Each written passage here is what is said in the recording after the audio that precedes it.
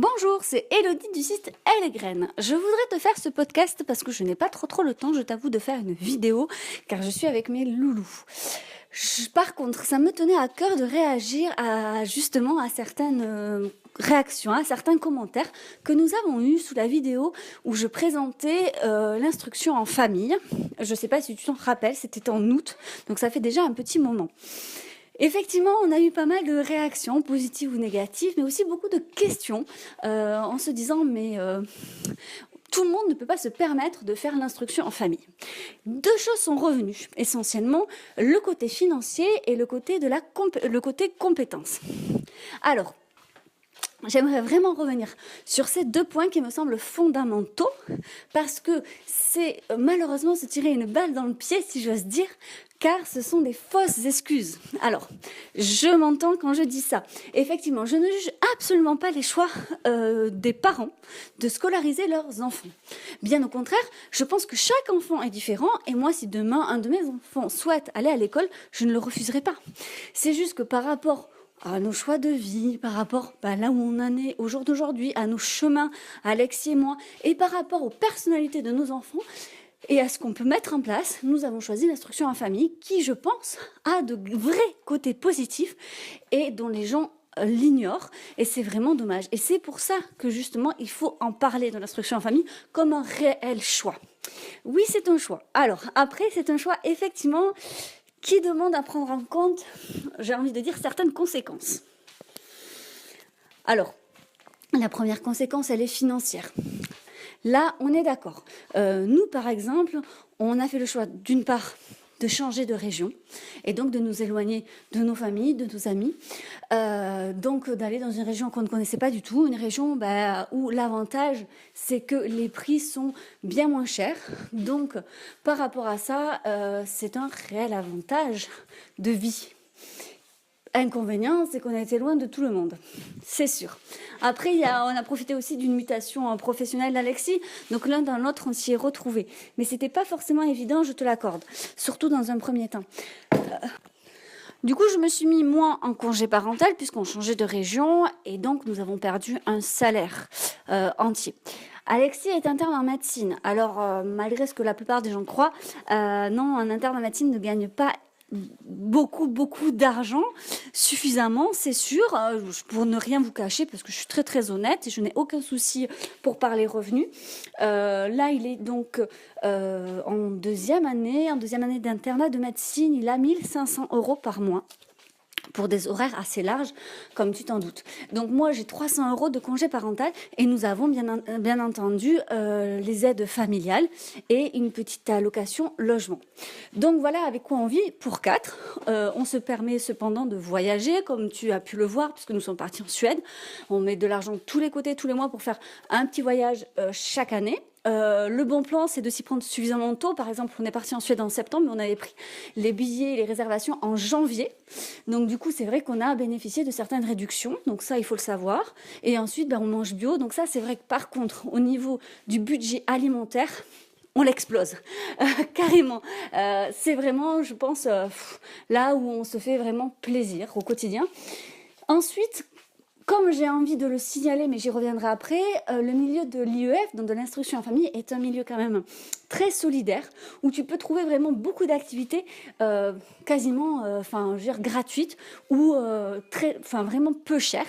Parce que, en plus, nous sommes, comme je t'ai dit, dans une région où c'est en pleine campagne, on est en Corrèze, donc effectivement, toutes les familles qui font de l'IEF, on aime bien se donner des bons plans. Tu as plein de groupes Facebook, qu'importe le département d'ailleurs où tu vis, tu as toujours des groupes Facebook avec plein de familles UF qui mettent à disposition toutes les activités qui se passent dans le département et tu peux avoir effectivement des prix aussi. Donc, c'est le genre de choses qu'il faut savoir.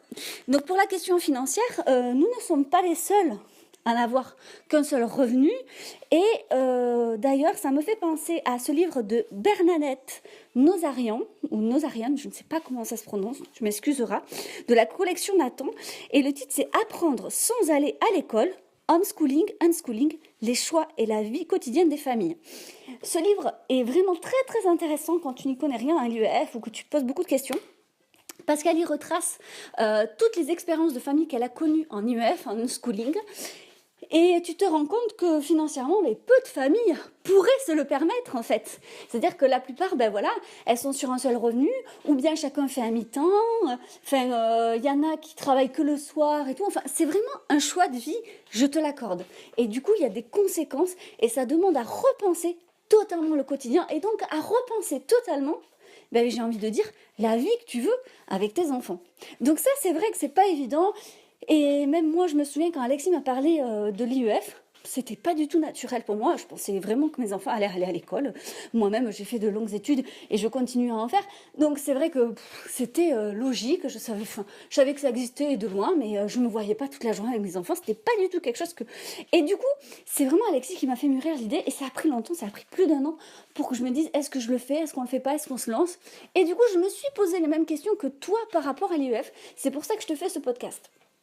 La deuxième question qui est revenue le plus souvent, eh bien, c'était évidemment la question de la compétence. On me dit souvent, ben moi je me le sens pas, je n'aurai pas confiance en moi, je vois pas trop comment je vais pouvoir le faire. Alors là aussi, j'ai envie de te dire, mais on n'a pas besoin d'avoir des diplômes. C'est pas parce qu'on fait l'école à la maison qu'il faut être prof de maths, prof de français, prof d'histoire géo, Non, il faut vraiment en fait sortir de ce carcan. Et c'est difficile parce que la plupart d'entre nous, on a été à l'école. Donc on ne connaît que ce système. Et on se dit, il va falloir que je remplace l'école. Mais ça n'a absolument rien à voir. Et d'ailleurs, si tu te renseignes un peu plus, et si le sujet t'intéresse, n'hésite pas vraiment à aller dans des groupes de discussion Facebook ou d'autres groupes de discussion sur le unschooling, parce que tu te rendras compte que justement, il faut vraiment sortir j'ai envie de dire, de cette bulle, de ce cadre, de cette idée que seule l'école existe.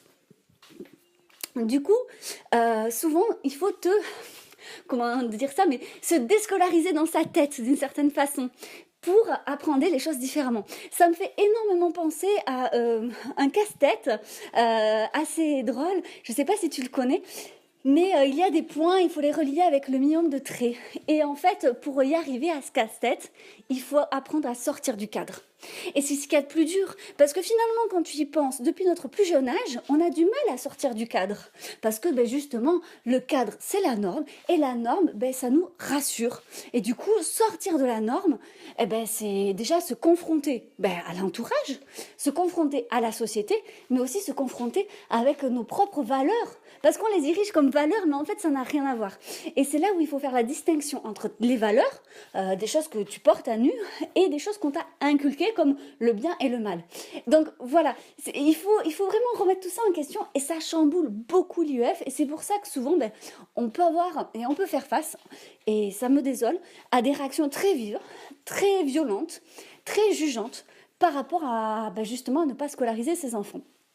Mais bon, comme tu le sais, à Allegraine, nous, on a fait beaucoup de choix atypiques.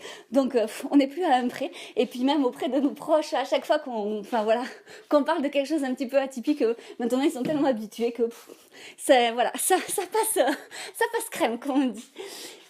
Donc, par rapport à la compétence, c'est une question de confiance en soi, en fait, uniquement. Ce n'est pas une question de compétence, ni de diplôme, ni de savoir-faire. C'est vraiment, justement, une question de confiance en soi. D'ailleurs, il existe de nombreuses pédagogies et la plupart des parents qui ont besoin justement de se réassurer, j'ai envie de dire, parce que peut-être qu'ils manquent de confiance en eux, je sais pas, c'est une théorie, attention, ce n'est pas un jugement, mais ils aiment bien s'apparenter à une pédagogie particulière, ce qui leur permet de suivre une direction. Ah ouais, il y a mon fils qui parle. Ferme mon ange, ferme. Ce qui leur permet de prendre une direction en fait et du coup de mener la barque avec cette confiance tout simplement. Donc il existe plein de pédagogies, hein. Je vais pas tous les lister. C'est vrai que nous avec Alexis, on s'était intéressé à certaines d'entre elles. Alors ça serait te mentir que pour te dire qu'on a pratiqué tout et qu'on a tout lu, c'est pas vrai. Mais il y a certaines grandes pédagogies dont on te parle partout où on s'est intéressé. Et moi j'en avais eu envie d'ailleurs d'en essayer une. Mais petit à petit, je me suis rendu compte que ça ne me convenait pas. Et du coup, c'est pour ça qu'on s'est dirigé, mais très progressivement et très naturellement, vers le unschooling, vers peut-être qu'on pourrait appeler l'apprentissage autonome. John Holt ou de André Stern, pour ne citer que eux.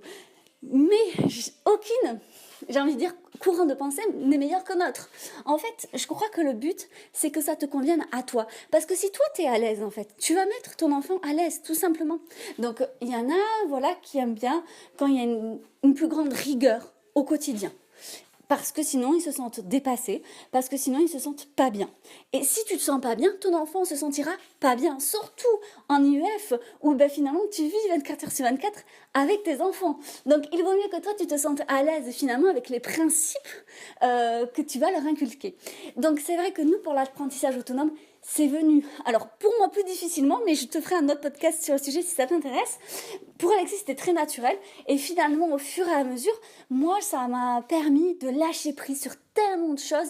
Et ça a été finalement une révélation pour moi. Et du coup, au quotidien, voilà, c'est un apprentissage totalement autonome. Je ne suis pas prof de français, je ne suis pas prof de maths, je suis prof de rien du tout. Je suis maman. Et jour après jour, je m'améliore. Jour après jour, je progresse là-dedans. Et comme tout le monde d'ailleurs. Et du coup, jour après jour, j'essaye d'accompagner respectueusement mes enfants sur les apprentissages autonomes, c'est-à-dire juste pour ceux qu'ils sont. Voilà, donc je vais m'arrêter là parce que ça commence déjà à être un petit peu long, mais c'est avec joie que je te ferai d'autres podcasts si ça te plaît, et n'hésite pas à me poser toutes tes questions, j'y répondrai le plus honnêtement possible. En te souhaitant une très très très jolie journée.